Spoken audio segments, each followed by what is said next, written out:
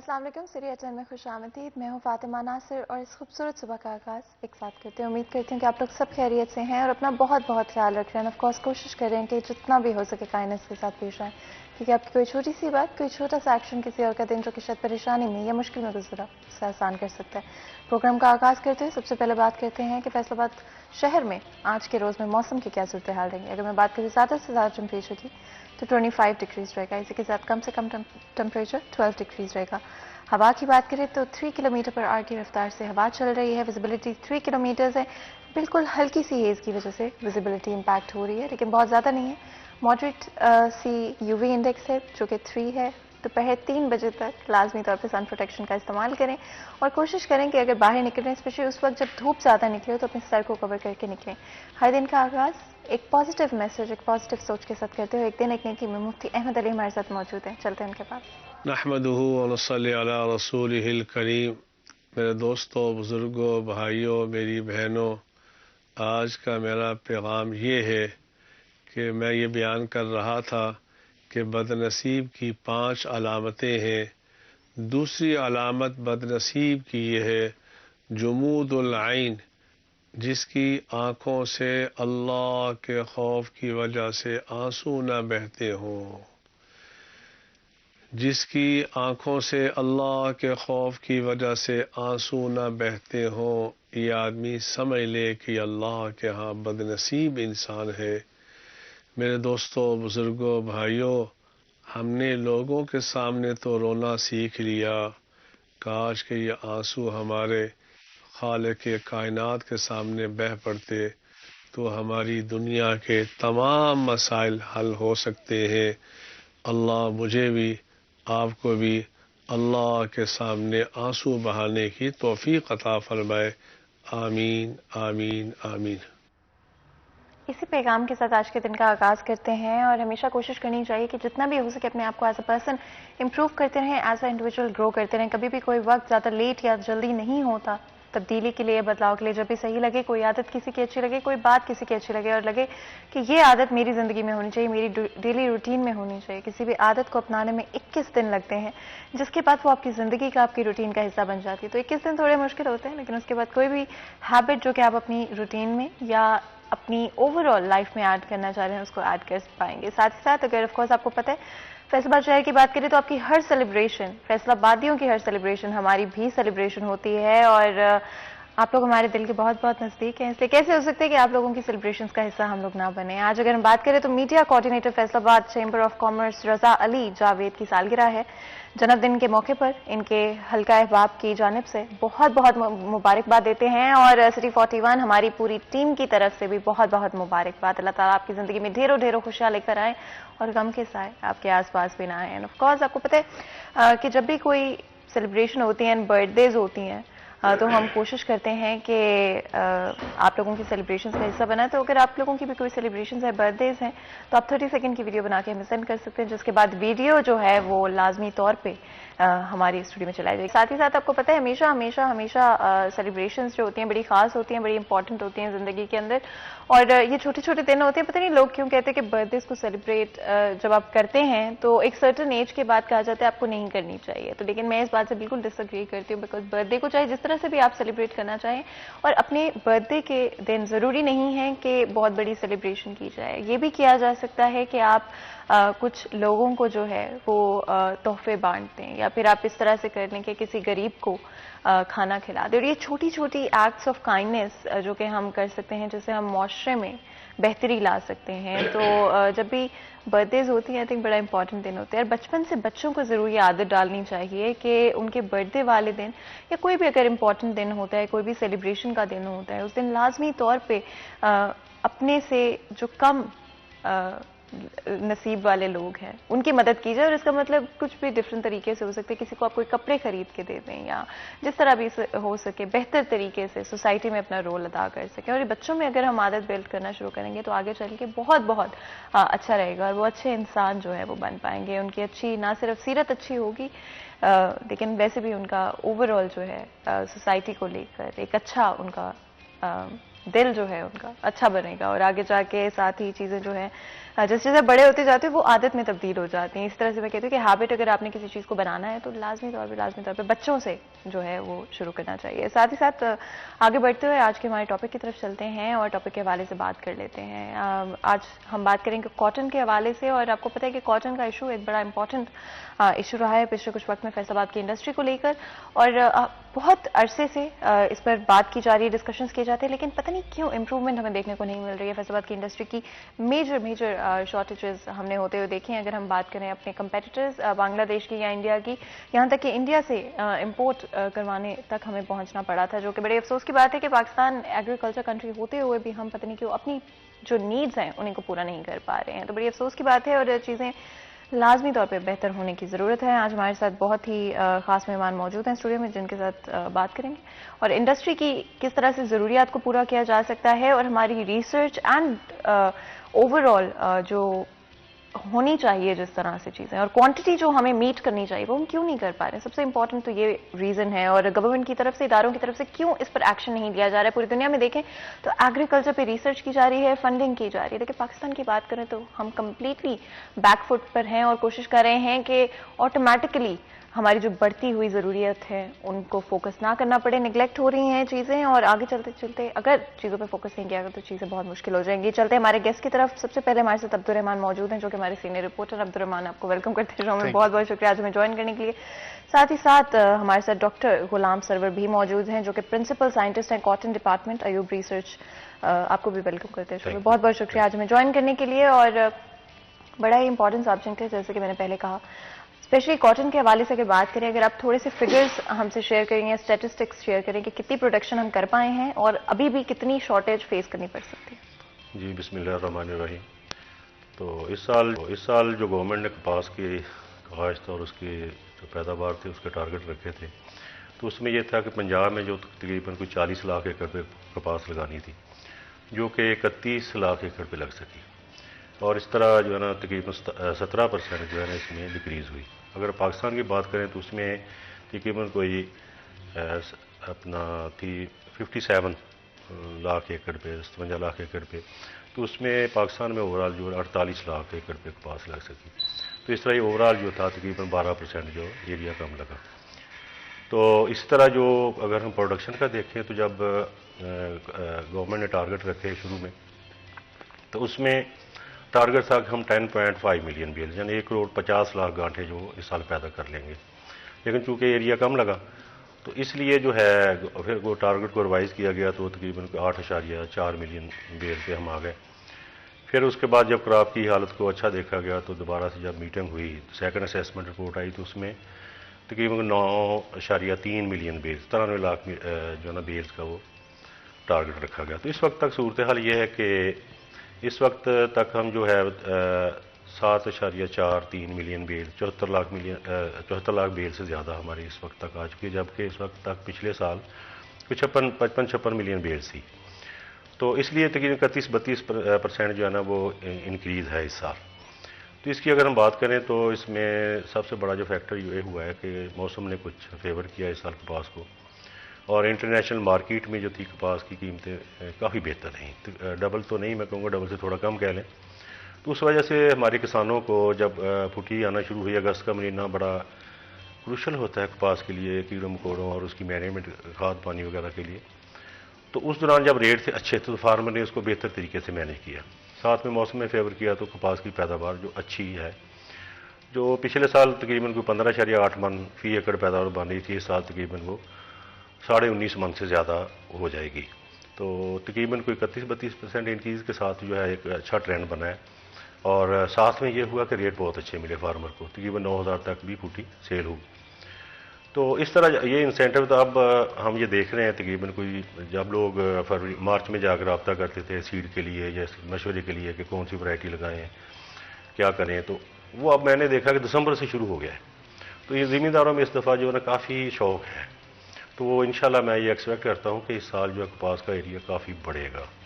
तो अगले सालों में इंशाल्लाह हम 2-3 सालों में एकदम तो इंक्रीज़ नहीं आती है, एकदम इम्प्रूवमेंट नहीं होती, जैसे आपने कहा था इम्प्रूव नहीं हो रही। तो ये चूँकि कोई प्रोडक्शन जस्ट तो है नहीं कि मिल की तरह, ये तो है कि फार्मर है, फार्मर को इंसेंटिव मिलेगा, फार्मर को अच्छा आउटपुट मिलेगा, तो वो ये साल लगते हैं, इसमें सालों में जाके इंक्रीज होगी। हमने 5-6 साल में अगर अपना मुकाम खोया है तो 3-4 साल तो लगेंगे ही ना इसको इम्प्रूव करने में, तो इंशाल्लाह हो जाएगा ये। अब्दुर्रहमान, अगर हम बात करें स्पेशली प्लान्स के हवाले से, कोई प्लानिंग की जा रही है अगले कुछ सालों के अंदर? जिस तरह से बात की अभी डॉक्टर साहब ने, 5-6 सालों के अंदर क्या प्लान है, कैसे हम अपनी रिक्वायरमेंट को मीट कर पाएंगे? फातिमा, देखिए यही हमारा सबसे बड़ा मसला है कि कोई भी प्लान नहीं किया जाता। अब देखिए ये मसला सिर्फ इसी साल में पैदा नहीं हुआ, कई सालों से चल रहा है। और अभी कोई 140 मिलियन जो बेल्स है वो हमारी डिमांड्स हैं, जो अभी टारगेट पूरा किया गया था, यानी कि हमने जो डिमांड से कम टारगेट सेट किया था और वो भी पूरा नहीं हुआ, कुछ 74 मिलियंस पे जाके जो है वो रुक गया है। तो ये एक बड़ा मसला है कि यहाँ पर जो हम अपनी डिमांड की जो काटन का प्लान भी नहीं कर सकते कि इतनी हम काश्त करेंगे। कई वजूहत है, देखें इसमें हुकूमती जो अदम तवज्जुही है कई सालों से चल रही है, वो तो अपनी जगह पे है। अभी जो यूब रिसर्च जो सबसे ज़्यादा फैसलाबाद में या ओवरऑल पूरे पंजाब में काम करने वाला डिपार्टमेंट है, उसमें काटन समेत दीगर डिपार्टमेंट्स को वैसे ही प्राइवेटाइज करने के बारे में जो है वो समरी भिजवा दी गई हुई है। तो ये इस सिचुएशन में कि जब हमारे साइंटिस्ट एहतजाज कर रहे हैं सड़कों पर कि उन्हें प्राइवेटाइज ना किया जाए, और इस तरह से जो असरात मुरतब होंगे वो आपके सामने है कि जब लोगों को आम लोगों को महंगाई की चक्की में पीसा गया है, और इसी तरह से जो हमारे साइंटिस्ट ये काम कर रहे हैं वो अपनी जॉब्स को बचाने के लिए एहतजाज कर रहे हैं, अपने शोबों को बचाने के लिए एहतजाज कर रहे हैं, तो इस सूरत हाल में आप कैसे तवक्को कर सकते हैं कि लोगों को जो है वो फैसिलिटेट किया जाएगा, फार्मर्स को फैसिलिटेट किया जाएगा? हुकूमत 3.5 साल में इस पोजीशन पर नहीं पहुंच सकी कि कभी भी लोगों को लगे कि ये हुकूमत जो है वो कायम रहेगी, कि अभी जो है मतलब इस तरह से अदम इस्तेहकाम चल रहा है कि कोई हालात नज़र नहीं आते कि ये कितने महीने कितने साल निकालेंगे। तो ये सारी चीज़ें ओवरऑल जो सियासत पर भी असरअंदाज होती हैं, ओवरऑल जो हमारी ज़राअत है उस पर भी असरअंदाज होती हैं। देखिए सब्सिडीज़ दी जाती हैं, करना क्या होता है कि आपको जो फसल ज़्यादा रिक्वायर्ड है उसमें आपने ज़्यादा सब्सिडाइज़ करनी है चीज़ों को, सीड्स को करना है, स्प्रे को करना है। यहाँ पर जो गुलाबी सुंडी एक बड़ा खतरा है, लेकिन उसका तदारुक कैसे करना है वो फार्मर्स को बताना है, उन्हें जाके सब्सिडाइज चीज़ें मुहैया करनी है। जब उसको प्रॉफिट रेशो नज़र आएगी तो वो कपास की जानब चाहेगा। पंजाब में कोई 17% कम रकबे पर काश्त होने की वजह यही है। देखें हम कमाद में सरप्लस जाते हैं, कितनी ज़्यादा हम चीनी पैदा करते हैं, एक्सपोर्ट भी करनी पड़ती है, जबकि वो मुल्की ज़रूरियात के लिए इतनी ज़रूरी नहीं है। क्यों नहीं है ज़रूरी? क्योंकि ये जो हमारा काटन है, सारा जो टेक्सटाइल का हमारा सेटअप है वो इसी पर कायम है। अभी जो एक्सपोर्ट हमारी 30 अरब डॉलर के करीब गई है, तो उसमें जो बेशतर हिस्सा वो टेक्सटाइल सेक्टर का है। तो ये तो हुकूमत को सबसे ज़्यादा तवज्जो इसे देनी चाहिए और सबसे कम तवज्जो दी जाती है। ये एक बड़ा फैक्टर है जिसे नज़रअंदाज किया जाता है। रिसर्च के हवाले से अगर हम बात करें, कोई स्पेसिफिक इस वक्त सीड्स के ऊपर सर्टन तरह की, या जो कम आपको एरिया में ज़्यादा प्रोडक्शन दे सकते हो, ऐसी कोई रिसर्च पर काम किया जा रहा है? देखिए रिसर्च तो एक कंटिन्यूस प्रोसेस है, ये चलता रहता है प्रॉब्लम को देखते हुए भी, और ओवरऑल ये हमारा फोकस होता है कि जो नई वैरायटी हम दे रहे हैं वो पिछली वैरायटी से ज़्यादा पैदावार दे, और उसमें जो कीड़े मकोड़े जो हैं या मौसमी हालात हैं उनके खिलाफ बेहतर क़ुव्वत मुदाफ़त हो। ये एक कंटिन्यूस प्रोसेस। बाकी कुछ आ जाते हैं कि स्पेशल प्रॉब्लम आ जाते हैं, उनको सॉल्व करना ज़रूरी होता है। जिस तरह कॉटन लीफ कर्ल वायरस का आया था तो उस पर हमारे लोगों ने बहुत मेहनत की और हम उसमें से निकले, जबकि दुनिया में सूडान वगैरह में जब कॉटन पे ये कॉटन लीफ कर्ल वायरस का मसला आया तो उन्होंने बैन कर दिया कपास को। हमारे अल्लाह का शुक्र है कि ऐसा नहीं हुआ, और हमारे लोग कामयाब रहे कि हमने ऐसी वैराइटीज़ बनाई जो इसके खिलाफ क़ुव्वत बर्दाश्त रखती थी, और अभी भी वो प्रॉब्लम तो एग्जिस्ट कर रहे हैं, लेकिन हमारी वैराइटीज़ को इतना उन पर उसका असर नहीं आता है।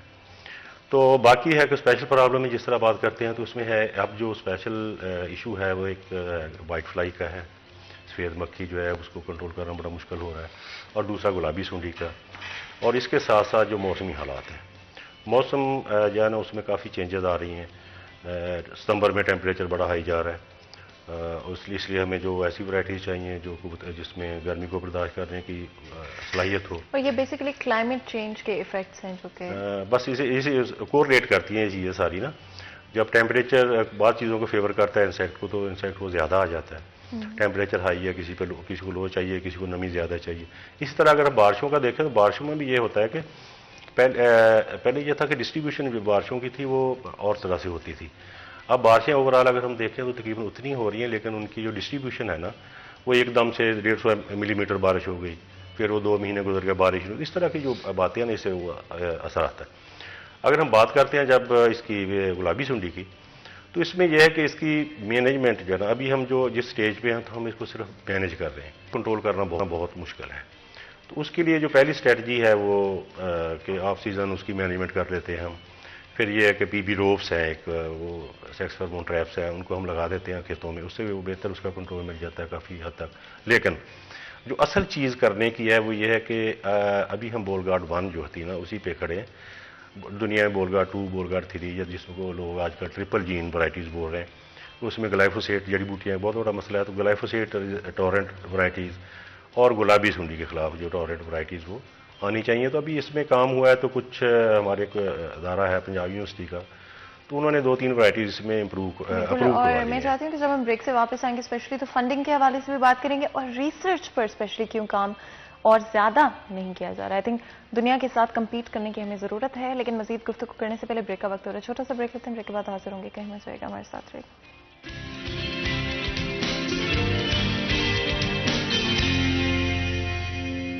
रिटर्न में एक दफा फिर आपको खुश आमदीद कहते हैं। ऑफ कोर्स आपको पता है कि मेरी हमेशा हमेशा हमेशा कोशिश रहती है कि आप लोगों को जरूर बताऊं कि फिजिकल और मेंटल हेल्थ को अपनी हमेशा प्रायोरिटाइज क्या करें। जिंदगी में इतने काम होते हैं, आजकल की जिंदगी स्पेशली इतनी तेज रफ्तार हो गई है कि हम लोग अपने लिए वक्त निकालना भूल जाते हैं। हर चीज के लिए तो टाइम होता है, चाहे वो जॉब हो, चाहे वो कोई और चीजें हों, कभी चाहे दोस्तों के साथ टाइम स्पेंड करना हो या फैमिली के साथ टाइम स्पेंड करना हो, लेकिन इन सारी चीजों के दरमियान हम अपने आप का ख्याल रखना भूल जाते हैं, जिसका मतलब है कि इवेंचुअली हम बर्न आउट फील करने लग जाते हैं और हमारा चीजों से दिल उठना शुरू हो जाता है। इसलिए जरूरी है कि चाहे जिंदगी में जो भी कर रहे हो आप, साथ साथ अपनी फिजिकल और मेंटल हेल्थ का जरूर ख्याल रखा करें, जिसमें ऑफकोर्स आपकी डाइट बहुत जरूरी है, बहुत बहुत इंपॉर्टेंट है।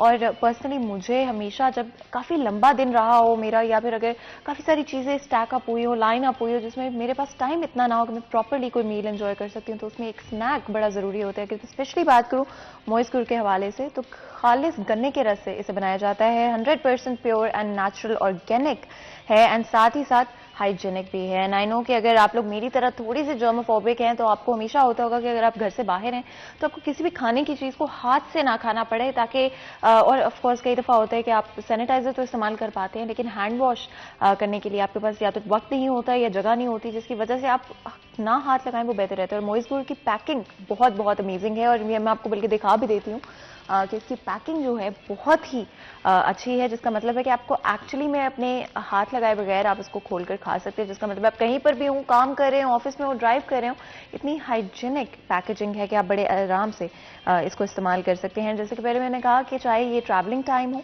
चाहे आपका ऑफिस का टाइम हो, कोई फैमिली गैदरिंग हो या पढ़ाई का टाइम हो। मुझे अभी भी याद है कि यूनिवर्सिटी में जब भी हमारी कोई असाइनमेंट ड्यू होती थी तो उसमें कोई वक्त नहीं होता था, और आप बिल्कुल आपका कोई ऑल नाइटर्स चल रहे होते थे, या over a period of like a week आपके पास आप खाना शाना तो खा रहे होते थे, लेकिन उस तरह से आप अपने हेल्थ को प्रायोरिटाइज नहीं कर पाते हैं।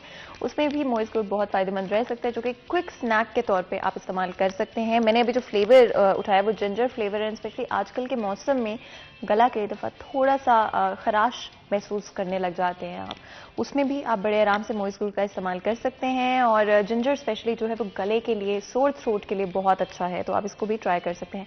एंड ऑफकोर्स आपको पता है कि घरों में हमारे चाय एक ऐसी चीज़ है जो कि लाजमी तौर पे बनाई जाती है, और चाय के साथ कोई ना कोई स्नैक बहुत अच्छा लगता है, लेकिन अगर वो स्नैक आपका प्योर एंड नेचुरल हो, उससे बेहतर और क्या हो सकता है। बिकॉज ना तो आपको एडिशनल कैलोरीज लेनी पड़ेंगी, ना तो आपको कोई ऐसी चीज़ जो है वो लेनी पड़ेगी जो कि आपकी सेहत के लिए अच्छी नहीं हो। इसीलिए मॉइस गुड़ उसके साथ भी, चाय के साथ भी बहुत बहुत अच्छा आपके लिए रह सकता है। डिपेंड करता है कि आपकी अपनी क्या प्रेफरेंस है, लेकिन मुझे खाने के बाद भी मीठा बहुत अच्छा लगता है, उसमें भी आप मॉइस गुड़ का इस्तेमाल कर सकते हैं। 5 फ्लेवर्स हैं मॉइस गुड़ के, और मेरा पर्सनली फेवरेट फ्लेवर लाजमी तौर पे ऑरेंज पील है, बिकॉज पता नहीं मुझे सिट्रसी फ्लेवर्स बहुत अच्छे लगते हैं, एंड हर किसी के आई थिंक डिफरेंट होते हैं, बट 5 फ्लेवर्स अवेलेबल हैं जिनमें से आप ट्राई कर सकते हैं, जिसमें ओरिजिनल, सौंफ, कोकोनट, जिंजर और ऑरेंज पील शामिल है। तो डिपेंडिंग ऑन कि आपकी अपनी क्या प्रेफरेंस है, आप सिलेक्ट कर सकते हैं, या आप एक्चुअली में इवन बेटर कि आप ट्राई कर सकते हैं सारे फ्लेवर्स को और खुद पिक आउट कर सकते हैं कि आपका फेवरेट फ्लेवर कौन सा है। इसी के साथ आई थिंक हेल्थ बेनिफिट्स बहुत ज़रूरी होते हैं किसी भी चीज़ के, और कोविड-19 की दुनिया में आई थिंक ये एक चीज़ है जो हम सब ने सीखी है कि हमारी इम्यूनिटी का स्ट्रांग होना बहुत बहुत इंपॉर्टेंट है। इसी वजह से मोइस्ट ग्रूट की अगर बात करें तो ये आपकी इम्यूनिटी को बूस्ट करता है, साथ ही साथ आपके डाइजेशन को इम्प्रूव करता है, जो कि ऑफ कोर्स आपको पता है कि बड़ा इंपॉर्टेंट होता है कि ना सिर्फ आप अच्छी चीज़ें खा रहे हैं बट डाइजेस्ट भी वो सही तरह हो रही है, आपकी बॉडी में अब्जॉर्ब वो सही तरह से न्यूट्रिएंट्स हो रहे हैं ताकि आपकी ओवरऑल हेल्थ इंप्रूव होती रहे। साथ ही साथ एनर्जी बूस्ट आई थिंक हम सबको चाहिए होता है, चाहे वो दिन का वक्त हो या कोई इंपॉर्टेंट प्रोजेक्ट हो या पढ़ाई या एग्जाम का वक्त हो जहाँ पे आप ऑल नाइट पुल कर रहे हो। साथ ही साथ स्किन, मुझे तो अपनी स्किन का बहुत ख्याल रहता है, आई डोंट नो अगर आप लोगों को भी रहता है, बट एंटीऑक्सीडेंट भी है जिससे आप अपनी स्किन का भी बेहतर तरीके से ख्याल रख सकते हो। और ग्लोइंग स्किन किसको नहीं चाहिए होती है। अब मैंने तो अपना फ्लेवर जो है आज पिकआउट कर लिया है, तो मैं जिंजर फ्लेवर जो है वो खाऊंगी और हमारे जो गेस्ट हैं उनको भी हम ये ट्राई आज करवा देते हैं।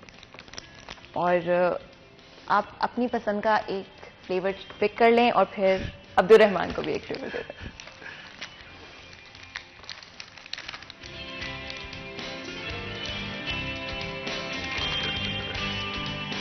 एंड ऑफ कोर्स अभी वो पिक आउट कर रहे हैं और यही सबसे मुश्किल पार्ट मेरे लिए भी होता है कि पिक करना बहुत बहुत मुश्किल होता है कि कौन सा फ्लेवर जो है वो बेस्ट रहेगा। एंड जैसे कि मैंने पहले भी कहा कि 5 फ्लेवर्स हैं जिसमें सौंफ, जिंजर, कोकोनट, ओरिजिनल और ऑरेंज पील शामिल हैं। और मेरा तो आज फेवरेट फ्लेवर जो है डेफिनेटली जिंजर है। आप दोनों ने कौन से फ्लेवर्स पिक आउट किए हैं? मैंने जिंजर किया। जिंजर किया आपने ये ऑरेंज है। ऑरेंज, ये तो आपने मेरा फेवरेट वाला कर लिया, बट एब्सोल्युटली। और यही आई थिंक सुबह का वक्त होता है जब आप थोड़ा थोड़ा ड्राउजी फील कर रहे होते हैं, थोड़ा सा टायर्ड फील कर रहे होते हैं। एंड आई थिंक उसमें आपको क्विक, अगर आप ऑफिस में हैं या आप ट्रैवल करें, कहीं पे ड्राइव करके जा रहे हैं, तो आई थिंक ये बड़ा क्विक सा स्नैक है जो कि आप खा सकते हैं और एंजॉय कर सकते हैं। और जैसे मैंने पहले भी कहा कि अपनी हेल्थ बेनिफिट्स बहुत इंपॉर्टेंट होते हैं किसी भी चीज़ के साथ एसोसिएटेड। तो इम्पॉर्टेंट होता है कि आप कोई भी जो चीज़ अपनी डाइट में ऐड करें, चाहे वो स्नैक के तौर पे हो चाहे अदरवाइज मील हो, कि उसकी हेल्थ प्रॉपर्टीज़ अच्छी होनी चाहिए। एंड जब कोई भी चीज़ ऑर्गेनिक होती है वो ईजी टू डाइजेस्ट होती है एंड आपकी ओवरऑल न्यूट्रिशन रिक्वायरमेंट जो होती है उसे पूरी होती है। तो it's very very important, absolutely very very important कि आप जो भी चीज़ अपनी डाइट में शामिल करें, चाहे वो स्नैक हो चाहे अदरवाइज हो, उसको ज़रूर देखा करें कि उसके हेल्थ बेनिफिट्स क्या हैं। और कभी भी हेल्थ बेनिफिट्स के ऊपर किसी और चीज़ को प्रायोरिटाइज नहीं करना चाहिए। और आपको पता है कि हमारी हमेशा कोशिश रहती है कि डिफरेंट इश्यूज जो हैं उन पर भी हम हमेशा बात करते हैं और उन पर फोकस करते हैं। और आप हेल्थ की बात करें और आप उसमें डिफरेंट तरह की चीज़ों को ना ऐड करेंगे तो पॉसिबल ही नहीं है। लेकिन हम हेल्थ पे बाद में वापस आएंगे और अभी हम अपने टॉपिक की तरफ वापस जाने की कोशिश करेंगे, बिकॉज फैसलाबाद शहर की बात करें तो हमारी इंडस्ट्री बहुत बहुत इंपॉर्टेंट है और हम चाहते हैं कि चीज़ें आगे से आगे उनके लिए फेवरेबल हों, ना कि मुश्किल से मुश्किल होती जाएँ। तो गवर्नमेंट की तरफ से जहाँ पर एक तरफ एफर्ट्स नज़र आते हैं और हमें ग्रोथ और इम्प्रूवमेंट नज़र आती है, बट क्या is that enough in today's time and age? और ज़रूरी है कि हम लोग हमारी जो इंडस्ट्री की रिक्वायरमेंट है हम उसको मीट करना दोबारा से शुरू करें। ब्रेक में जाने से पहले मैंने आपको बताया था कि हम रिसर्च और फंडिंग के हवाले से बात करेंगे। अब्दुल रहमान, रिसर्च पर कितना काम किया जा रहा है कॉटन के हवाले से और क्या कोई मेजर फंडिंग हमें होती हुई नजर आ रही है?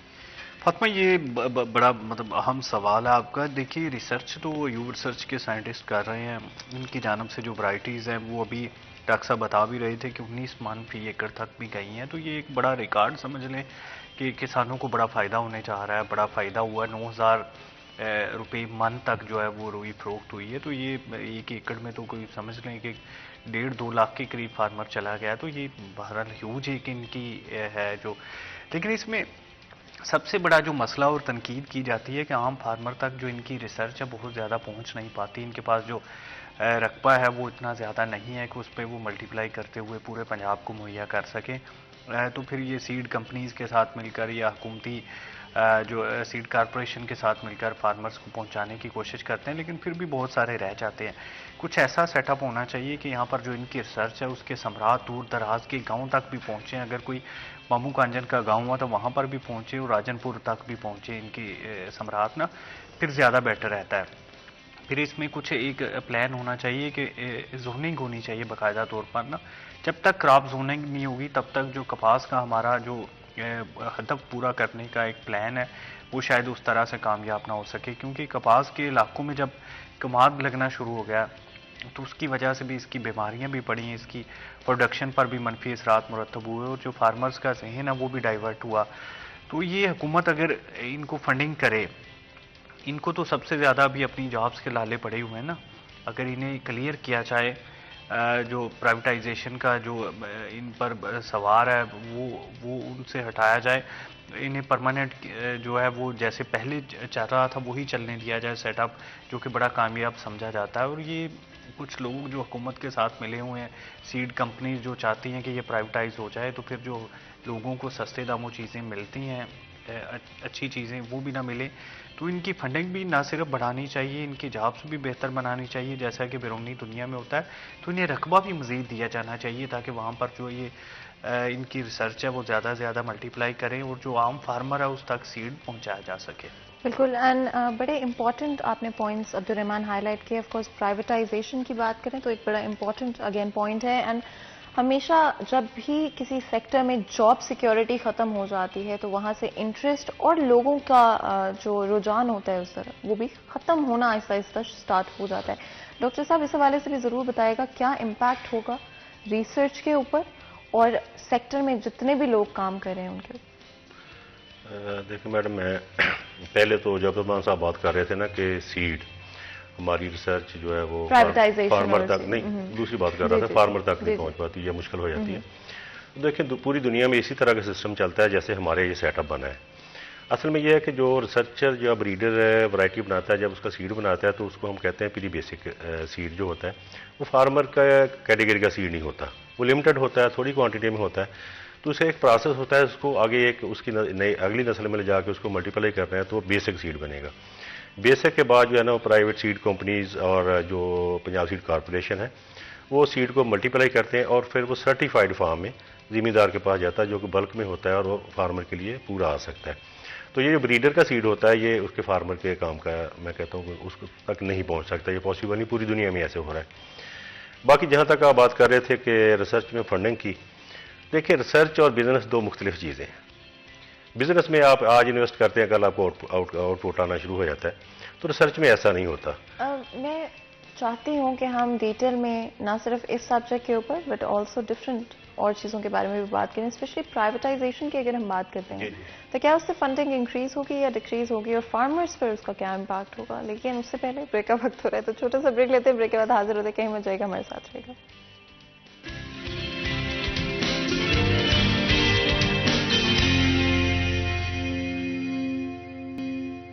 वेलकम बैक सीरिया 10 में एक दफ़ा फिर आपको खुश आमदीद कहते हैं। ब्रेक में जाने से पहले आज स्पेशली बात करें हैं कॉटन के हवाले से। इवन तो पाकिस्तान के लिए इतना इम्पॉर्टेंट है कॉटन, फिर भी हम अभी तक अपनी रिक्वायरमेंट को मीट नहीं कर पाए हैं और हर साल थोड़ा इम्प्रूवमेंट तो आती हुई नज़र आ रही है लेकिन उस तरह से नहीं और उतनी जल्दी से नहीं जितनी स्पीड पर हमारी इंडस्ट्री ग्रो करी। और हमारी इंडस्ट्री की एक कॉन्टिन्यूस ग्रोइंग नीड है, कैश क्रॉप है कॉटन, और बड़ा ज़रूरी है कि जल्द से जल्द इन चीज़ों पर काम किया जाए। ब्रेक में जाने से पहले प्राइवेटाइजेशन के हवाले से हमने बात की एंड सर्टिफाइड सीड की अवेलेबिलिटी के हवाले से भी बात की।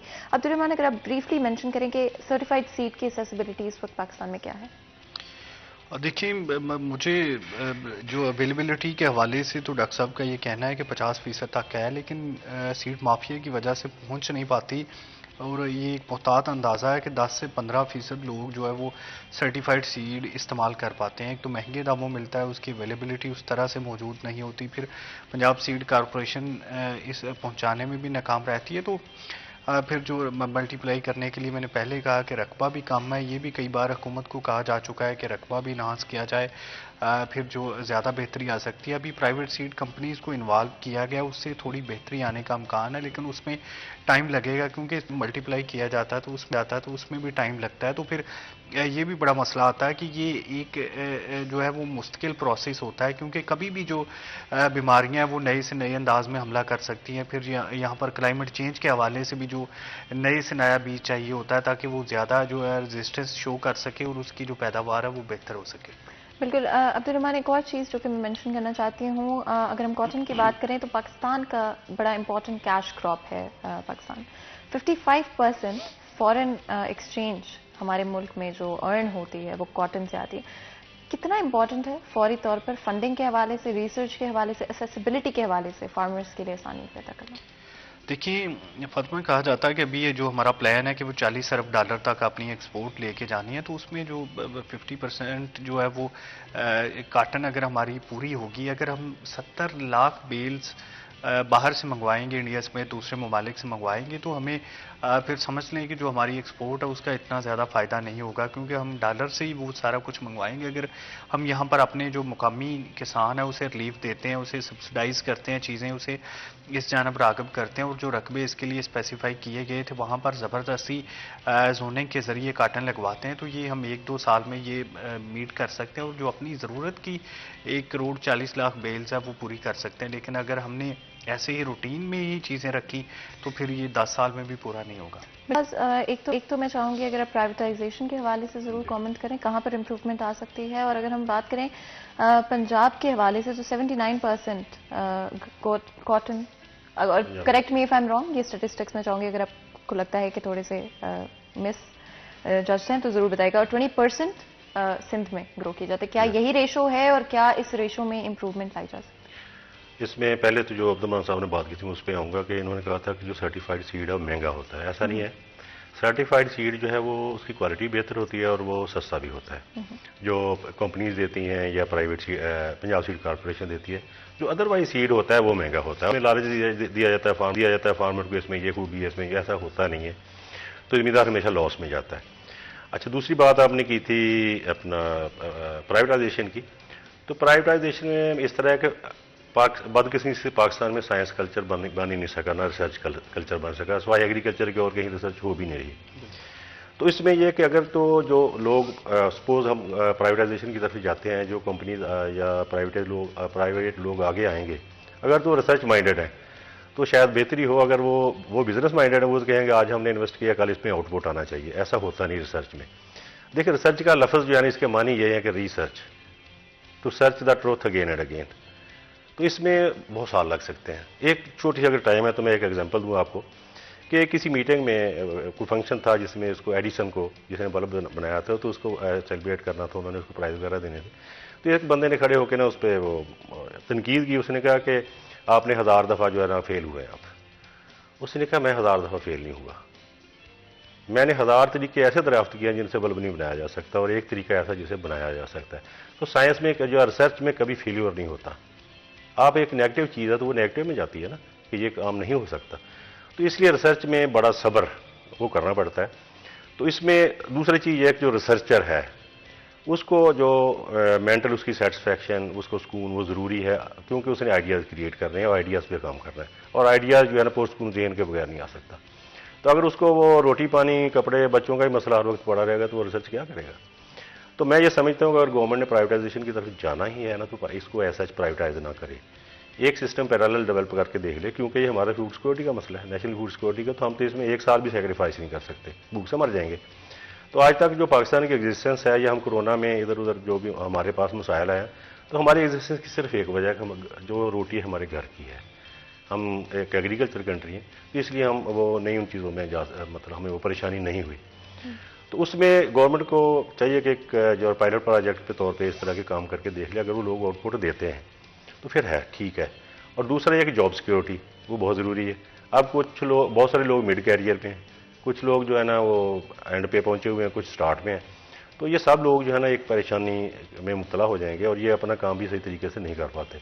बाकी ये कि देखें, अगर देखें वो लोग जो आसमान से नहीं आने, हम में से लोग होंगे, तो उसमें यह है कि अगर हम ये फैसिलिटेट किया जाए, अब हमारे 60% से ज़्यादा जो बजट है वो तनख्वाहों में जाता है, रिसर्च के लिए तो फंड रखे नहीं जाते। तो हमारी ट्रेनिंग्स हों इंटरनेशनल, जो इस वक्त दुनिया में डेवलप कंट्रीज में टेक्निक्स चल रही हैं, उन्हीं पे हम भी काम करें, हमारे पास लैब्स हों, और हमारी इंटरनेशनल लेवल पे जो है ना हमें बाहर भेजा जाए, बाहर से लोग इधर बुलाए जाए, हमें ट्रेनिंग दें जो न्यू टेक्निक्स हैं। अभी तक मेनली हम तो वो कन्वेंशनल जो तरीका था पहले, आज से 100 साल पहले भी यही चल रहा था कि हम रिसर्च कर रहे थे और विशेषीज नहीं बना रहे हैं या दूसरी तीसरी चीज़ें। तो इसको इम्प्रूव करने की ज़रूरत है, तो उसमें हम नहीं जा रहे। तो हमारे देखिए दुनिया में बड़े बड़े जाइंट्स हैं, जिस तरह आप कह लें कि बायर है, फिर डाउ वगैरह है, तो वो रिसर्च में बहुत बड़ी फंडिंग करते हैं और रिसर्च आउटपुट का वो कमाते भी हैं। हमारे ऐसा नहीं है। हमारे जो प्राइवेट कंपनीज हैं वो सिर्फ कमाने के चक्कर में हैं, वो लगाने के चक्कर में नहीं है। और वन फैक्टर इसके अकाउंटेबिलिटी नहीं है। जब भी कहीं पर अकाउंटेबिलिटी नहीं होती तो with even the best of intentions कहीं ना कहीं हम लोग गलत कर जाते हैं. As at the end of the day I think हम सब इंसान हैं और अकाउंटेबिलिटी बहुत ज़रूरी है. तो ज़रूरी है हर इंडस्ट्री के अंदर अकाउंटेबिलिटी लाई जाए. आप दोनों का बहुत बहुत शुक्रिया आज में ज्वाइन करने के लिए. यहाँ पर छोटा सा ब्रेक लेंगे. ब्रेक के बाद हाजिर होंगे. कहीं मत जाएगा, हमारे साथ रहिए.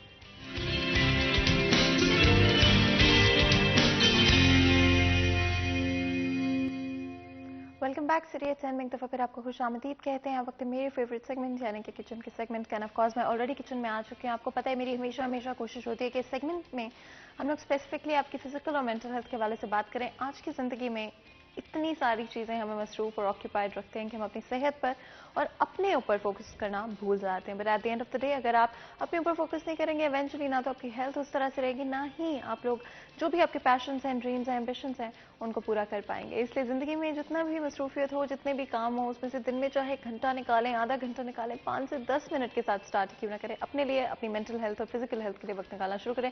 सिर्फ और सिर्फ 5 मिनट के लिए वॉक करें, 10 मिनट योगा करना स्टार्ट कर दें, कुछ वक्त के लिए जर्नलिंग चाहे स्टार्ट कर दें. आई थिंक जितना स्ट्रेस आज की ज़िंदगी में होता है, जर्नल करना, अपने थॉट्स को लिखना एक्चुअली में आपकी बहुत हेल्प कर सकता है. Eight the end of the day अपनी सेहत अच्छी होगी, आप मेंटली फिट होंगे, फिजिकली फिट होंगे तो बेहतर तरीके से अपनी ज़िंदगी में चीज़ें कर पाएंगे. एंड स्पेशली मेंटल और फिजिकल हेल्थ एक्चुअली कनेक्टेड होती हैं, जिसका बहुत बड़ा पार्ट एक तो एक्सरसाइज पर होता है, साथ ही अपनी मेंटल हेल्थ का ख्याल रखना और अपनी डाइट का ख्याल रखना. डाइट में इंपॉर्टेंट है कि फ्रेश इंग्रेडिएंट्स के साथ अपने मील्स को प्रिपेयर करें, अच्छे इंग्रेडिएंट्स का इस्तेमाल करें, ऑर्गेनिक इंग्रेडिएंट्स का इस्तेमाल करें. एंड कोई भी डिश जब आप तैयार कर रहे होते हैं उसमें कुकिंग ऑयल का इंतखाब बहुत ज़रूरी होता है. अगर मैं सलवा के हवाले से बात करूँ तो 100% वेजिटेबल ऑयल से इसको तैयार किया जाता है. सलवा में अगर मैं बात करूँ कॉटन सीड, सोयाबीन, कनोला और साथ ही साथ पाम ऑयल का इस्तेमाल किया गया है. अगर ओवरऑल हम बात करें सलवा बनास्पति और सलवा कनोला ऑयल में विटामिन ए और डी का परफेक्ट ब्लेंड मौजूद है जो कि आपकी न्यूट्रिशन रिक्वायरमेंट को पूरा कर सकता है. चाहे कोई आपकी ट्रेडिशनल रेसिपी हो या फिर आपकी कोई मॉडर्न रेसिपी हो जो कि आप बेक कर रहे हैं या एयर फ्रायर के अंदर तैयार कर रहे हैं, बड़े आराम से सलवा का इस्तेमाल करते हुए उसको बना सकते हैं. साथ ही साथ ऑफकोर्स मीठा मुझे बहुत पसंद है एंड आई थिंक हर घर में मीठा ज़रूर बनाया जाता है. कोई गैदरिंग हो, फ्रेंड्स हो या फैमिली हो, मीठा लाजमी तौर पे हमारे टेबल्स पे पड़ा होना चाहिए. सलवा में का इस्तेमाल करते हो ना सिर्फ आप अपनी घर की जो डिशेज़ हैं, जो नॉर्मल हमारे खाने होते हैं वो बना सकते हैं, बट मीठा भी आप बड़े आराम से बना सकते हैं. फिर चाहे आप सेवियाँ होती हैं एक तरह की जो आप तेल के अंदर बनाते हैं, बहुत ही मज़ेदार होती हैं. आप उनको बनाने के लिए या कोई और मीठी चीज़ बनाने के लिए सलवा का इस्तेमाल कर सकते हैं. और ऑफकोर्स आपको पता है ओवरऑल अगर हम अपनी हेल्थ के हवाले से बात करते हैं तो सलवा में ओमेगा भी मौजूद है जो कि ऑफकोर्स आपकी सेहत के लिए बहुत बहुत अच्छा रहता है. ओवरऑल अगर हम चीज़ों को अच्छे इंग्रेडिएंट्स का इस्तेमाल करें, कभी भी कोई प्रोडक्ट आप मार्केट से खरीद रहे हैं हमेशा चेक किया करें कि उसमें क्या इंग्रेडिएंट्स मौजूद हैं, क्या चीज़ों का इस्तेमाल किया गया है, क्या केमिकल्स या जितना भी प्रोसेस उसको बनाने में इस्तेमाल किया गया है, कहीं पर भी कोई हार्मफुल चीज़ तो ऐड नहीं करती कि जो कि आपकी या आपकी फैमिली या फ्रेंड्स की सेहत के लिए अच्छी साबित नहीं हो सकती. इंग्रेडिएंट्स पे फोकस करें और हमेशा रिसर्च कर लिया करें. आजकल तो बड़े आराम से आप ऑनलाइन चेक कर सकते हैं कि कौन से इंग्रेडिएंट्स आपके लिए अच्छे हैं और कौन से इंग्रेडिएंट्स आपके लिए अच्छे नहीं हैं. आप खुद नियरेस्ट ग्रॉसरी स्टोर से जाके सलवा को खरीद सकते हैं और अपना ओपिनियन जो है खुद फॉर्म कर सकते हैं. Eight the end of the day ज़रूरी है कि अपनी सेहत को प्रायोरिटाइज करें और वक्त हो या वक्त ना हो, काम हो, पढ़ाई हो, ज़िंदगी में जो भी चीज़ें चलती हों साथ साथ चलती रहें. आपके खानों के साथ जो है वो चलती रहे और आपकी सेहत आपने प्रायोरिटी बनाकर साथ साथ चलना है. साथ ही ऑफकोर्स हम बात करें अगर चाय के हवाले से तो आपको पता है कि सब कॉन्टिनेंट के लोगों को चाय बहुत अच्छी लगती है और मुझे पर्सनली चाय बहुत बहुत पसंद है. चाहे फिर वो सुबह का वक्त हो, शाम का वक्त हो या दोपहर का वक्त हो, आई थिंक सबको चाय अच्छी लगती है. स्पेशली अगर मैं टी के हवाले से बात करूँ तो टॉप क्वालिटी टी लीफ का इस्तेमाल करके टी बनाया गया है. अगर आपको थोड़ी कम पत्ती वाली चाय पीना पसंद है तो आप टी एक्सट्रीम क्वालिटी का इस्तेमाल कर सकते हैं. अगर आप थोड़ी तेज पत्ती वाली चाय पीना पसंद करते हैं तो आप टी दाने वाली भी खरीद सकते हैं.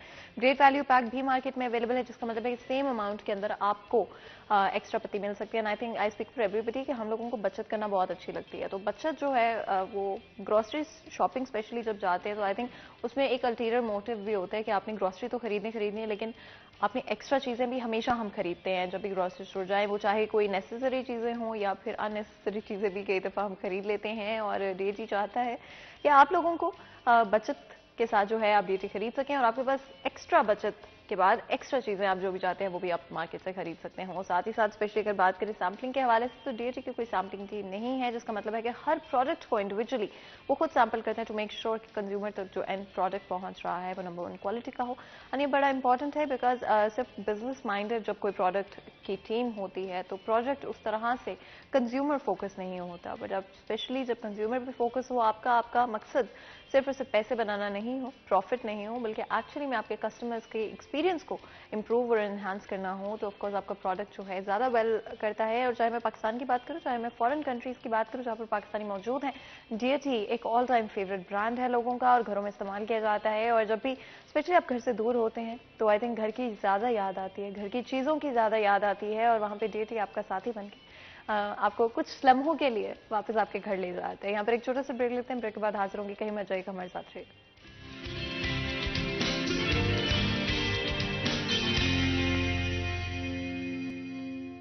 वेलकम बैक सीरिया चैनल में एक दफ़ा फिर आपको खुश आमदीद कहते हैं। एंड ऑफ कोर्स आपको पता है कि फिजिकल और मेंटल हेल्थ बहुत इंपॉर्टेंट है, और हम सिर्फ फोकस अपना खाने या मील्स के हवाले से तो हम हमेशा रखते हैं, लेकिन at some point in life I think हम सबको कहीं ना कहीं ज़रूरी होता है कि एक तो हम रेगुलर चेकअप्स की तरफ आना शुरू करें और कोशिश करें कि अपनी हेल्थ को प्रायोरिटाइज करते हुए, अगर हमें कहीं पर भी लगता है कि कोई सर्टेन इशू है, कोई चीज़ सही नहीं लग रही है, तो हम लोग लाजमी तौर पर फौरी तौर पे डॉक्टर के पास जा पहुंचे और इंतज़ार ना करें, ना घरेलू टोटकों को अपनाने की कोशिश करें। आई थिंक एक फेथ रीबिल्ड करने की ज़रूरत है डॉक्टर कम्युनिटी के दरमियान और आम आवाम के दरमियान, जो कि शायद थोड़ा सा ब्रेक डाउन हो गया, लेकिन लाजमी तौर पे इस पर काम किया जा रहा है और आगे से आगे चीज़ें बेहतर होंगी। आज हमारे साथ बहुत ही खास मेहमान मौजूद हैं और चिल्ड्रंस हॉस्पिटल के हवाले से बात करेंगे। बहुत ही इंपॉर्टेंट है, बच्चों की सेहत का ख्याल रखना हमारी नेक्स्ट जनरेशन है आफ्टर ऑल। और डॉक्टर साहब हमारे साथ मौजूद होंगे, उनसे बातचीत करेंगे, गुफ्तगू करेंगे, हेल्थ कार्ड के हवाले से भी बात करेंगे, जो कि आपको पता है कि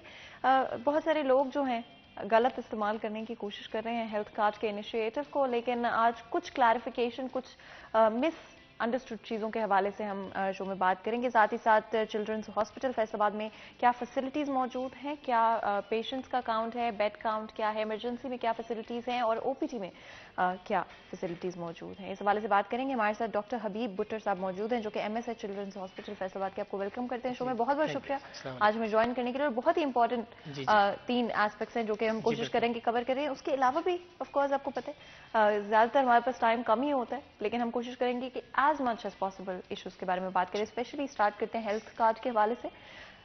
क्या सिचुएशन है, और अभी शो शुरू होने से पहले भी कुछ हम डिस्कस कर रहे थे, कुछ केसेस सामने आए हैं जहां पर इस इनिशिएटिव का गलत फ़ायदा उठाते हुए लोगों को गुमराह करने की कोशिश की जाए। नहीं, बिस्मिल्लाहिर्रहमानिर्रहीम। देखिए बात यह है बेटा कि वैसे हेल्थ कार्ड एक गवर्नमेंट ऑफ पाकिस्तान का बहुत ही बड़ा इनिशिएटिव है और CM पंजाब साहब ने जितना इस पे फंड्स लगाए हैं, जितना इस फंड इसके लिए एलोकेट किए हैं, वो मेरा नहीं ख्याल कि किसी भी दुनिया के मुल्क में इस किस्म का कोई स्कीम आई हो इंश्योरेंस की कि जहाँ पे प्रीमियम भी गवर्नमेंट पे करे। क्योंकि अदरवाइज तो प्रीमियम बंदे पे करते हैं, उसके बाद फिर वो इंश्योरेंस बिल्कुल ऐसे होता है, वो इंश्योरेंस का आपको तो ये जो है ये वाहिद प्रोजेक्ट है जिसपे गवर्नमेंट प्रीमियम पे कर रही है और हर चीज़ हेल्थ कार्ड के ऊपर फ्री है। ज़ाहिर है अभी ये नया लोगों इनिशिएटिव है, लोगों को इतनी अवेयरनेस नहीं है। उसमें यह है कि हेल्थ कार्ड जो है ना, वो आपका जो ID कार्ड है ना, वो आपका हेल्थ कार्ड ही है। आप अपना ID कार्ड 8500 पे उसका नंबर सेंड करें और आपको आ जाएगा, आपका ट्री बिल्कुल आ जाएगा कि ये बंदे आपके जो है ना, ये आपकी उस जो 10 लाख रुपए आपके पास है ना, उसमें ये इलाज करवा सकते हैं। और कौन कौन सा, मेरा ख्याल हर जो मुश्किल बीमारी है, हर जो ज़्यादा लंबी बीमारी है, उसका इलाज इसमें, उसकी सहूलत इस कार्ड में मौजूद है।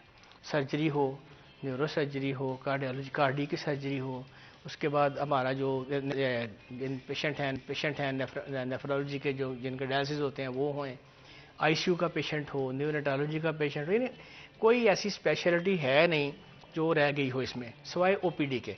OPD क्योंकि एक पेशेंट होता है वो नज़ला ज़ुकाम खांसी के साथ आता है, अदरवाइज वो दवाई लेके, वो वैसे भी गवर्नमेंट पहले भी फ्री दे रही थी, अभी भी फ्री दे रही है। पहले भी गवर्नमेंट सारी 90% मेडिसिन पहले भी फ्री जा रही थी। तो अब ये जो वो 10% भी था ना जो लोगों का एक गिला था, तो अब उसमें जो कुछ इम्प्लांट्स थे जो नहीं ले सकते थे, जो कुछ ये स्टेंट थे, ये जो कोई BSD क्लोजर के लिए बच्चों में आमतौर पे जो जिसको हम कहते हैं दिल का सुराख बंद करना है, वो लाख 1.5 लाख रुपए का था। अब वो सारा हेल्थ कार्ड से इशू होएगा। उसमें ये कि सभी लोग जो हैं अपने सबसे पहला काम करना है कि हमारे आम लोगों के पास बेफाम नहीं है। क्योंकि मेरा बच्चों का हॉस्पिटल है मेरे पास, मैं उसका एमएस हूँ चिल्ड्रन हॉस्पिटल का, उस हवाले से मैं हमेशा कहता हूँ कि अपना बे कार्ड बनवाएं, बे फार्म बनवाएं पहले। क्योंकि बे फार्म जब आपके वो जब क्लेम जाएगा ना, उस पर बे फार्म लग के जाएगा, ताकि पता हो कि इस बंदे के खाते से इस बच्चे के इतने पैसे निकले हैं। आपके पास कितने बच्चे आते हैं? अभी हमारे पास इस वक्त भी मेरे पास 22 बच्चे दाखिल हैं जो हेल्थ कार्ड से अपनी सहूलियत ले रहे हैं। और उनमें से कितनों के पास बे फॉर्म या ये आइडेंटिफिकेशन? जो वही है जो बे फॉर्म वाले हैं, बाकी तो हम वैसे फ्री कर रहे थे ना, उनका पहले भी ट्रीटमेंट फ्री कर रहे थे, लेकिन ये जो हेल्थ कार्ड पे हमने शिफ्ट किया है ना बच्चे, 22 इस वक्त भी दाखिल है। वो कहते हैं ना कि ये इसका इस्तेमाल इसका बहुत हो रहा है। और इलाज किन चीज़ों का करवा रहे हैं? मैंने कहा इलाज उनका गुर्दों का इलाज हो रहा है, उनका जो गुर्दों की सर्जरी है वो हो रही है, उनकी न्यूरो सर्जरी हो रही है, उनका आईसीयू में बच्चे पड़े हुए हैं वो इलाज हो रहा है उनका, जो वेंटिलेटर्स थे, जो वेंटिलेटर्स की जो हमारे तो खैर वैसे भी फ्री था, लेकिन ये 40-40 हज़ार रुपया पर डे इसकी फीस लेते हैं जो प्राइवेट हॉस्पिटल से, तो हम तो खैर वैसे ही फ्री कर रहे थे। लेकिन अभी ये कि अभी जो भी चीज़ वहाँ पे आनी है वो सारी हेल्थ कार्ड से आनी है, तो इसमें थोड़ा सा अस्पताल को भी थोड़ा सा कुशन मिल गया कि जो पैसे हम उधर ज़्यादा लगाते थे हम अब वो पैसे ज़्यादा ओपीडी पे और लगाएंगे। बोला कि 40-40 हज़ार रुपए प्राइवेट हॉस्पिटल्स में लगता है, इतना खर्चा तो अगर हेल्थ कार्ड के ऊपर भी होगा तो कुछ अरसे में ही नहीं, वो अल्लाह रहम करे जी, कुछ जरूरी तो नहीं कि हर बच्चे ने हर वक्त वेंटिलेटर पे रहना है, कुछ ही वक्त ही कोई ना कोई होना है ना, कोई प्रॉब्लम तो आपको वन से ना ब्लू मून अल्लाह ना माफ करे कि इस किस्म का जो स्पेशल सिनेरियोज के अंदर ये स्पेशल सिनेरियोज के अंदर है। दूसरा ये कि बाकी तो छोटे छोटे खर्चे हैं ना, छोटे छोटे कोई इंजेक्शन किसी का 20 हज़ार लग गया, अब फर्ज करें हर्निया का केस है उसके 20 हज़ार रुपया टोटल है, अब उसमें सर्जरी भी शामिल है, उसमें थिएटर के खर्चे भी शामिल है, उसमें एनेस्थीसिया की भी फीस शामिल है, उसमें सारा कुछ करके 20 पैकेज है पूरा।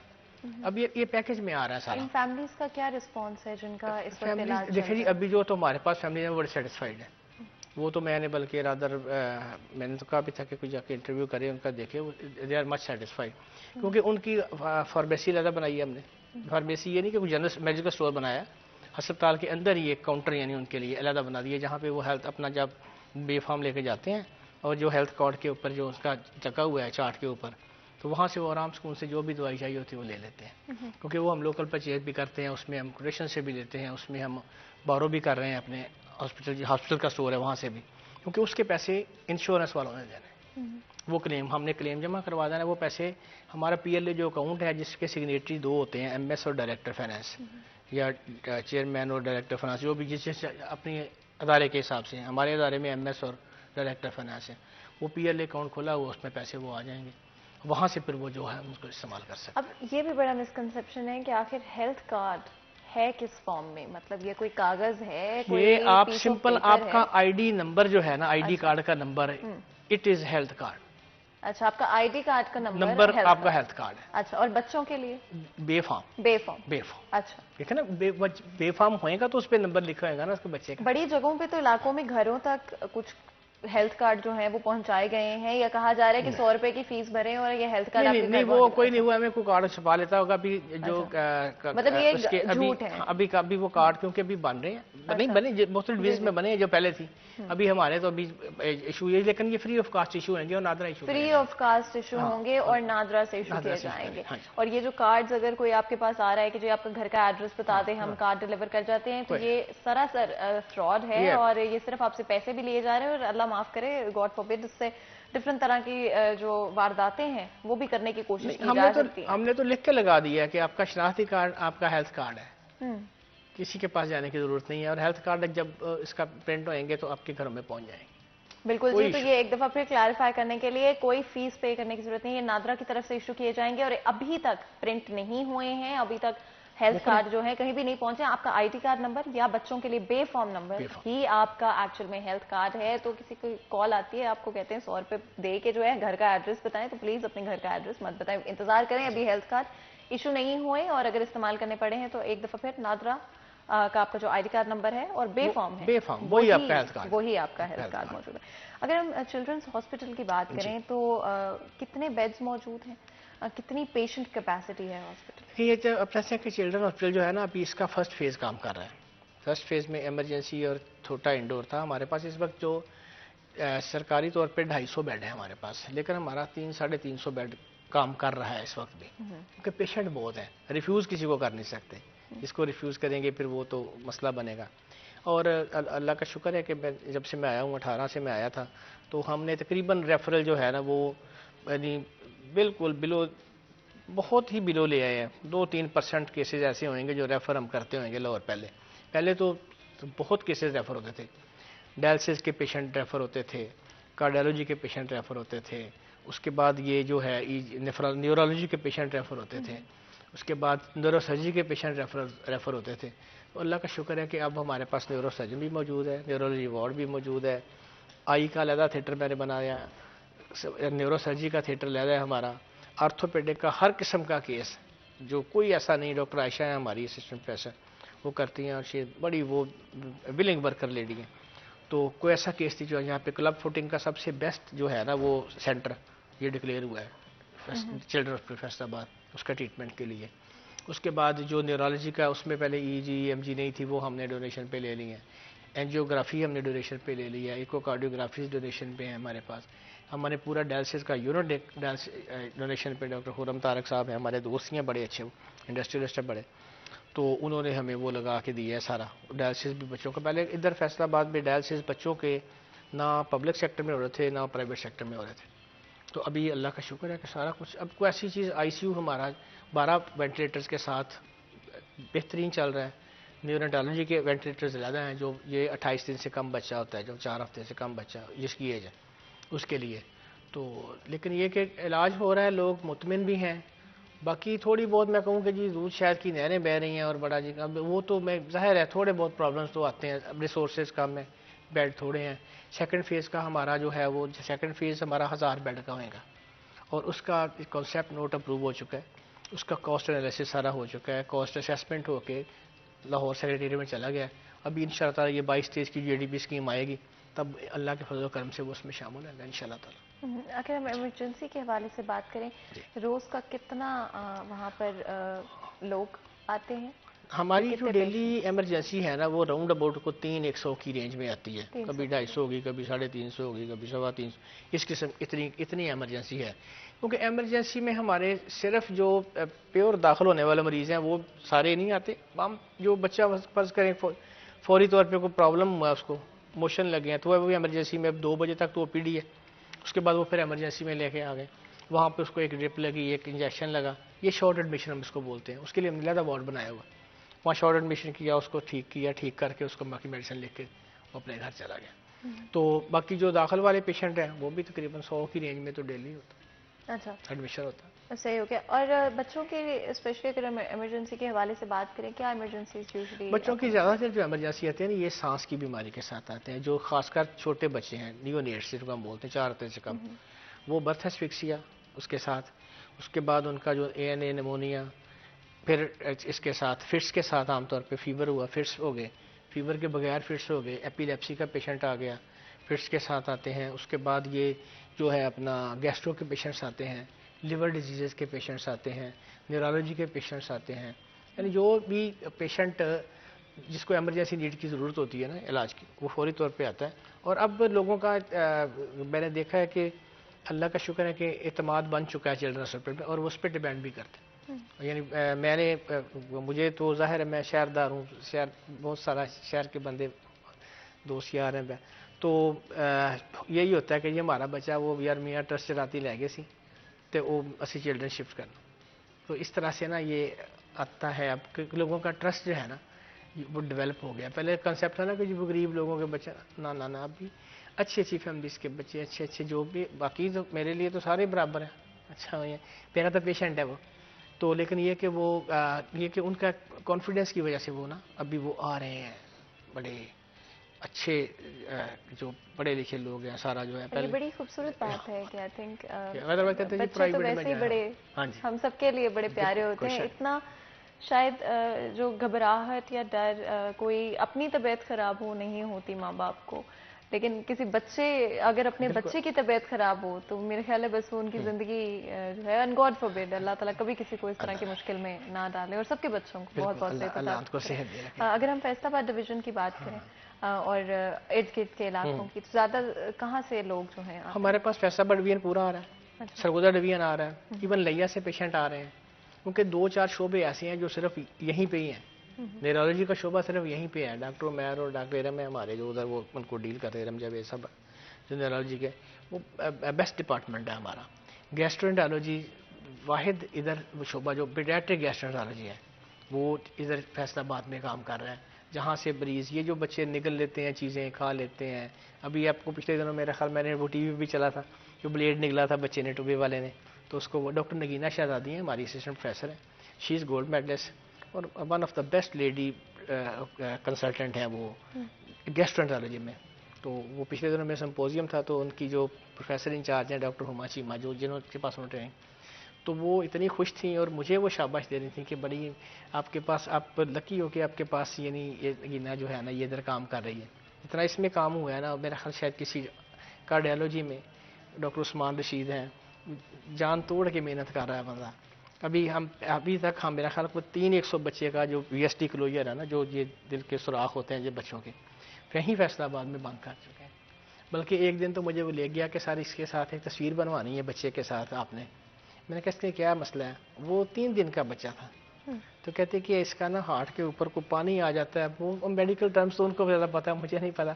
तो कहते कि अगर हम इसको पंक्चर ना करते या एंजियोग्राफी की ना होती और हम उसको सुराख ना करते तो इसकी ये कंफर्म्ड डेथ वाला कि अल्लाह ताला अपने हाथ में रखे, मेरा दिल नहीं करता करने पर बात, लेकिन वो डेथ वाला, और वो बच्चा बचा। अल्लाह का लाख लाख शुक्र है, खुशी होती है देख के ना, इस किस्म के बच्चे देख के फिर खुशी होती है।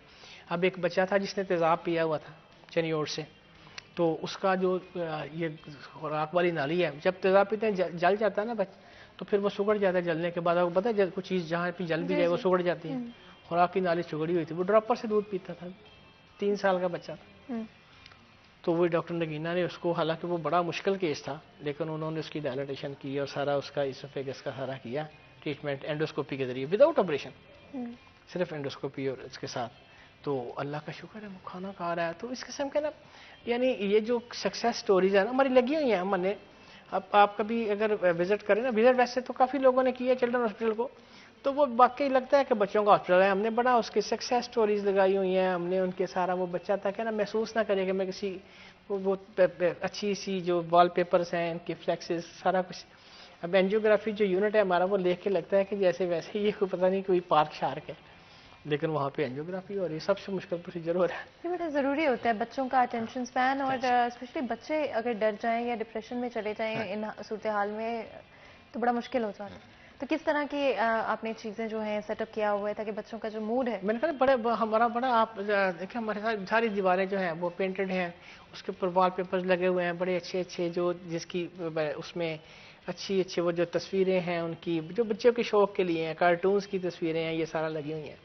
अच्छा, एक मैंने देखा है कि अभी ना ये पिछले कोई 6-7 माह से मैं देख रहा हूँ, क्योंकि पता चल जाता है रूटीन में, जो अक्सर लोग MS के पास आते हैं कि जी हमारा ये नहीं हुआ, हमारा ये नहीं हुआ। देख रहा हूँ मैं कि जो बच्चे हैं ना अभी ये जो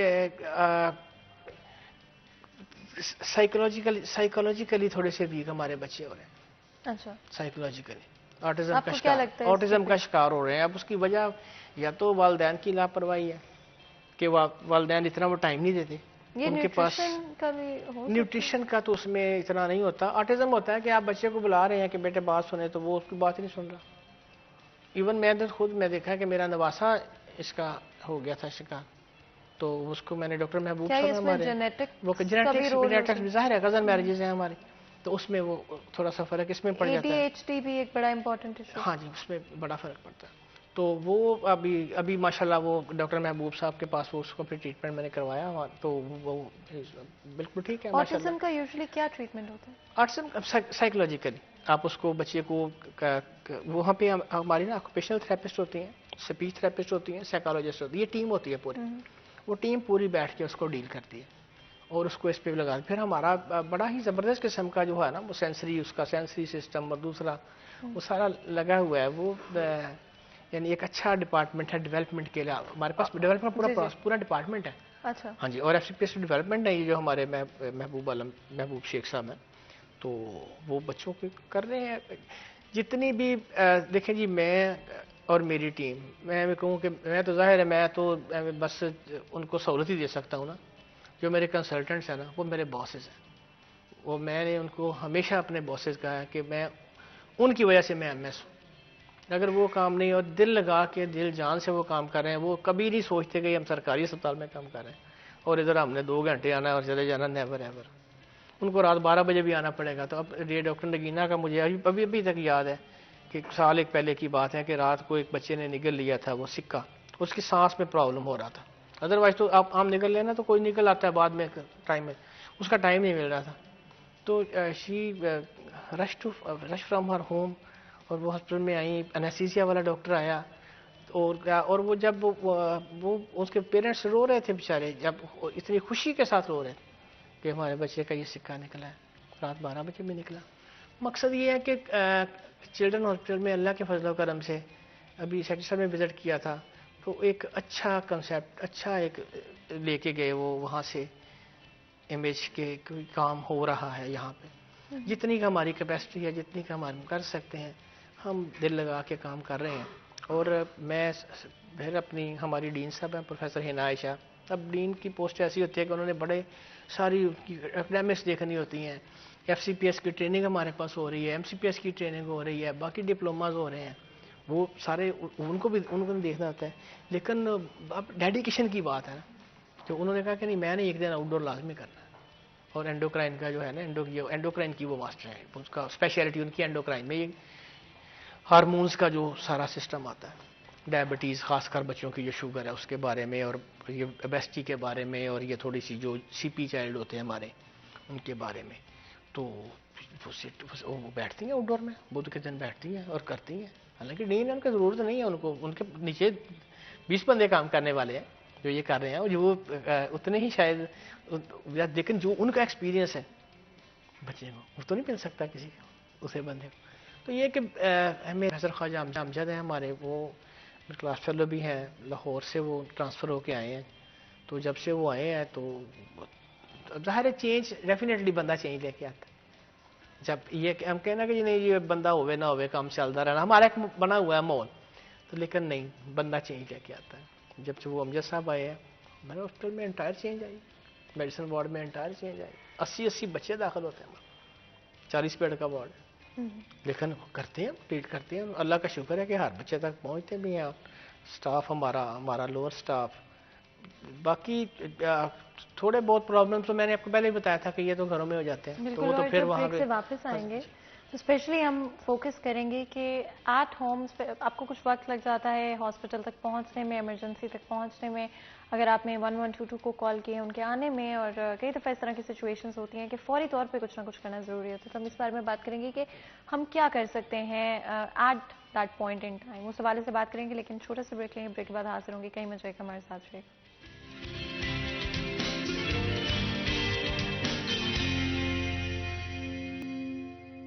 वेलकम बैक। सीरिया चैनल में एक दफा फिर आपको खुशामदीद कहते हैं। ब्रेक में जाने से पहले मैंने आपको बताया था कि जब ब्रेक से वापस आएंगे स्पेशली फर्स्ट एड जो कि एट द मोमेंट आप दे सकते हो बच्चे को, अगर कोई इस तरह के मसाइल गॉड फॉरबिड फेस करने पड़ते हैं जहाँ पर इमरजेंसी में या तो पहुंचने में टाइम लगेगा या आप तक 1122 के लोग या इमरजेंसी के लोगों का वक्त थोड़ा बीच में है, तो उस वक्त में आप क्या कर सकते हैं। स्पेशली अगर हम चोक की बात करें, बच्चे बहुत दफा उनके जैसे आपने भी बताया सिक्का, जैसे आपने बताया कि फंस गया था, कोई खाने की चीज अगर सिक्के छोटे छोटे जो होते हैं वो पड़े होते हैं, मार्बल्स होते हैं, बच्चे वो भी स्वेलो कर देते हैं।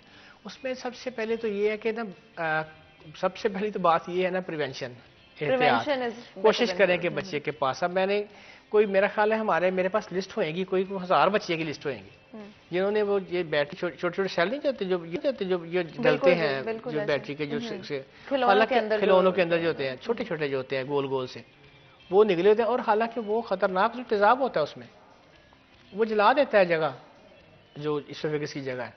एक तो इन चीज़ों से थोड़ा सा इनको बचा के रखें। सबसे पहले तो अगर खुदा न खास्ता कोई चीज़ निगल ले और सांस में प्रॉब्लम आ रही हो तो उसको फौरी तौर पे या तो उल्टा लटका के उसके थप्पे लगाएं इसके कमर के ऊपर या गर्दन के ऊपर, या उसको पानी शानी पिलाएं थोड़ा बहुत, यानी कोई चीज़ पिलाएं उसको। अगर आपको लगता है कि सांस में फंसा हुआ है तो मैंने कहा सिर्फ आप यही कर सकते हैं उस पर। अच्छा, थप्पे शप्पे मार के उसको कोशिश करें कि वो बाहर आ जाए या अपनी जगह थोड़ी सी लूज कर दे ताकि थोड़ा सा एरिया जो है ना उसको मिल जाए आपके वो सांस लेने को। तो दूसरा जो इसमें दूसरी इमरजेंसी मेन होती है बच्चों में, जो ये सांस की प्रॉब्लम होती है जो बीमारी की वजह से, तो नेबुलाइजर घर में ज़रूर रखो बच्चों के ना, बच्चों वाले घर में नेबुलाइजर ज़रूर होना चाहिए, ताकि उसी वक्त आप उसको नेबुलाइज एक सीसी वो डाल के उसमें वो इंजेक्शन वो पड़ा हो आपके पास, उसके बाद उसमें डाल के, या नॉर्मल सलाइन ही कम अज़ कम पड़ा हो थोड़ा बहुत, उसमें डाल के ना जब तक हॉस्पिटल जाते हैं तो नेबुलाइज थोड़ा सा करते रहें। बाकी जो चीज़ ये बाकी मोशन अगर लगे हुए हैं, ऐसे होते हैं मोशन के वो रुक ही नहीं रहते, पानी की तरह आ रहे हैं, तो उसमें ये कि नमकूल ज़रूर साथ पिला दें, ताकि वहाँ उसको ना कम से कम डिहाइड्रेशन होनी तो है डेफिनेटली, जाहिर है कितना नहीं वो जो पिएगा वो सारा निकल जाएगा, लेकिन थोड़ा बहुत उससे फ़र्क पड़ जाएगा कि वो नहीं, अदरवाइज बच्चे जाते हैं फुल्ली डिहाइड्रेटेड जिनको ब्रेनला नहीं पास होता, ऐसे बच्चे भी हमारे पास हैं कि ब्रेनला नहीं पास होता, बड़ी मुश्किल से जाके हम, या हमारी नर्सरी की जो स्टाफ है, जो ट्रेंड स्टाफ हैं जो छोटे बच्चों को डील करती है वो करती हैं, या एनेस्थीसिया वाली स्टाफ जो हमारी हैं वो करती हैं, या आईसीयू वाली, फिर हम उनको स्पेशली बुलाते हैं, फिर वो उनको ब्रेनला पास करती हैं, लेकिन बहुत कम होता है इस तरह से, आमतौर पे इस तरह होता नहीं, क्योंकि अब लोग जो है ना थोड़े से अवेयर भी हैं और थोड़ा सा उनको पता भी है कि हमने बच्चे की केयर भी थोड़ी सी ज़्यादा बेहतर होगी। बच्चों का बहुत दफ़ा ऐसे होता है कि अचानक से या तो चोक करने की वजह से या डिफरेंट रीजंस की वजह से सांस रुक जाता है, स्पेशली जो प्रेमेच्योर या छोटे बच्चे होते हैं। चोक वैसे नहीं, जो प्री मेच्योर है ना चोक वैसे नहीं, उनका फेफड़ा ही नहीं इतना अभी एक्सपैंड किया होता, लंग्स नहीं एक्सपैंड किया होता उनका, तो उसमें मैं वही बता रहा ना कि उनके लिए नेबुलाइजर शिपलाइजर ज़रूर हो और थोड़ा बहुत उनको नेबुलाइज कर दें। अगर ऑक्सीजन तो ज़ाहिर अब हर घर में नहीं रखी जा सकती, अगर रख लें तो ज़्यादा बेहतर है, लेकिन ये कि वो लोगों के आमतौर पे प्री मेच्योर बच्चा होता ही हॉस्पिटल में, अच्छा 90% तो वो प्री मेच्योर हॉस्पिटल्स में होता है, क्योंकि जाहिर है वो लोग ले जाते हैं क्रीम हॉस्पिटल में, वहाँ पे ऑक्सीजन मौजूद होती है, वो लगा के फिर हमारे पास रेफर कर देते हैं। हमारे पास बेशुमार बच्चे आते हैं डेली, 20-20, 25-25 बच्चे आ रहे हैं इसके, और स्ट्रीट हो रहे हैं उनका जिनका, लेकिन उनके ना वो लंग्स एक्सपैंड नहीं होते, उनका पूरा अभी प्री मेच्योर का पूरा अंदर जो सिस्टम हमारा इंटरनल सिस्टम है वो बना नहीं होता, अभी पूरी तरह इंटेस्टाइन नहीं वर्क पूरा कर रहा होता, इस तरह से होते हैं। अभी एक बच्चा हमारे पास पड़ा हुआ है, उसका ड्यूनेट्रेसिया है, तो यानी जो